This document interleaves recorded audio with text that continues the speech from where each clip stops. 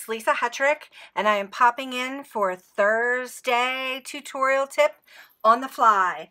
And today, well, lately I've been sharing a lot of different tutorials that create patterned papers or that pattern paper look and effect. So I thought I'd keep up with the theme today and create some patterned paper on this 4.25, excuse me, by 5.5 card front today. But I also wanted to kind of highlight some of the brand new Gina K Designs inks. So I've got a bunch of them here, and I'm going to be playing with them and creating some pattern papers. These three are some oldies but goodies in the line I absolutely love. But these colors right here, I'm a little bit obsessed with right now. The Coral Reef, Tangerine Twist.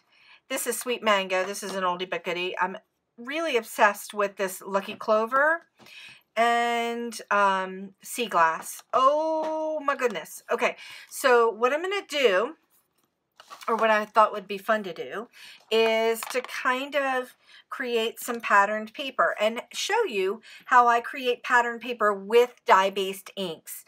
So super fun, and it happens really quickly. So the really fun thing about doing these pattern papers and using your stamps to layer in color is that you can use the piece not only as just a full card background, but you could put it in your die cutter and you could cut other shapes out of it, or you could cut your circles or your rectangles or all kinds of fun things. I mean, lots of things that you can do with it. So how I start building a pattern is I start with my lightest color first, and I start building up and out. So I'm going to use this Innocent Pink, and I'm going to use this bloom from my Hello Beautiful stamp set, and just kind of start, let's just put this down here, just start putting some color down in some random spots, including off of the page.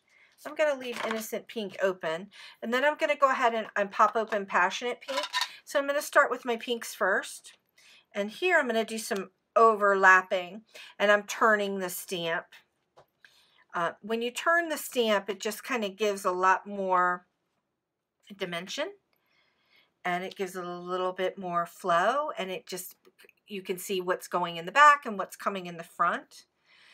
I'm going to work in threes there. I'm going to pop this one over here to the side. And yes, all right, let's tidy that up. Doesn't really matter if I did or didn't there. So let's just go ahead and take those two pinks and move them over to the side. I'm going to put this bloom over to the side, and I'm going to use this bloom that's part of the Hello Beautiful stamp set. Let's just get that on a smaller block, shall we? Make it a little bit easier. And I want to play with Sweet Mango and Tangerine Twist. So you can see these two colors are very close in tone. So the Sweet Mango is going to be the lighter color, and the Tangerine Twist would be the next shade up, or probably 2 shades up. So I'm going to start with the lighter color first, the Sweet Mango, and just kind of pop some of this in here. I am free range stamping. That's what Kathy Zilski calls it, and it makes me laugh so hard every time she says it. So I am quoting Kathy Zilski. Free range stamping. Okay, now I'm going to pop open the Tangerine Twist and take the same stamp and just kind of stamp near with the Tangerine Twist so you can see the two colors. Oh, that Tangerine Twist is so luscious. I'm a little bit excited. I get really excited about color, especially since we're all craving spring and we all really, really want spring to be here, and it's not yet, or it's trying. So these colors are pretty amazing. Loving it. Now I want to go ahead and I'm going to use the solid, and I'm going to put the solid stamp in just a couple strategic places. And I'm gonna, I don't know. Let's give this a go. I've got this tropical look going. So let's just give this Lucky Clover a go. Let's just get that color. Let's do a little bit right here. Let's do a little bit here and see if I'm gonna like that. Yeah, I'm not gonna like that. I think that that's gonna be a little bit too dark. So I just stepped out of the camera for a second. I'm gonna try this one. I thought I had it on my desk here. Key lime. Let's try key lime. Lucky Clover and key lime. So you can see that the key lime is gonna have a little bit more yellow in it, and the Lucky Clover has a little bit more blue in it. But these two colors would be great for two-step stamping. Fantastic for two-step stamping. So let me get the key lime out. And I'm actually going to put the key lime. I'm going to use, let's move this little guy. I'm going to use key lime. Woo! And the angels sang, how beautiful. Love, love, key lime. Look at that. How stinking cute is that? Okay. I am going to take, I don't think I'm going to use the stamp, this stamp here. I think I am, but I'm not sure how I'm going to use it yet. So I'm going to use the open line. When I'm creating pattern papers, open line stamps are really great because they layer over each other and they make some really good textures together. Holy smokies. Oh, that key lime is so good. So good.